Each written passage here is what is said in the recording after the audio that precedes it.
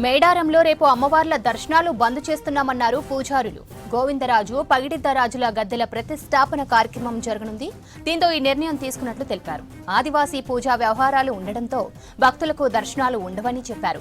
ఇందుకు భక్తులు సహకరించాలని కోరారు ఆదివాసీ పూజారులు.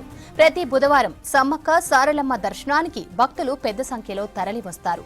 దీంతో రేపు దర్శనాలు ఉండవని చెప్పారు పూజారులు. గద్దెల అభివృద్ధి కార్యక్రమం చేపట్టడం జరిగింది. అందులో భాగంగా పగిడిద్దరాజు, గోవిందరాజుల గద్దెలు కూడా ఈ ముందు వైపుగా నిర్మించడం జరుగుతున్నది.